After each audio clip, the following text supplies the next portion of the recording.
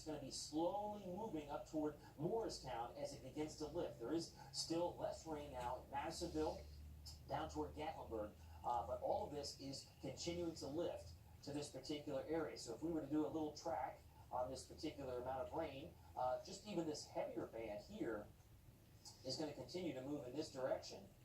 And you're going to be looking at places like Oneida, Clinton, Knoxville, going to continue to get inundated. So it's basically training over the same area. It's not necessarily going to hit new ground as it's slowly beginning to lift to the north and to the east, with all that moisture still moving along I-75. More thunderbolts, too. We should mention there are some rumbles of thunder that's still coming in. Now, just to give you an idea, this is where we are.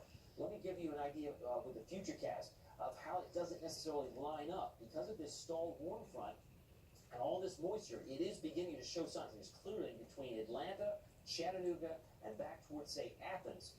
But you'll see that the thunderstorms and even the rain that you see back here, we should mention that this is actually going to affect us later tonight. There's a line here associated with a cold front, and this may produce potentially some strong gusty winds, maybe an isolated severe storm. That's still yet to be determined. It is so moist here, it may be hard to produce a severe thunderstorm given the lack of how unstable things are now. We're not exactly heating up with the heating of the day today. 1 o'clock this afternoon, it kind of looks like this, somewhat like what we're seeing on the radar. But then by 1:30, we're still dealing with rain. By about 2, 3, 4 o'clock, I think we're in the clear, so to speak, as far as the steady rain, but the effects and the adverse effects of it will still remain.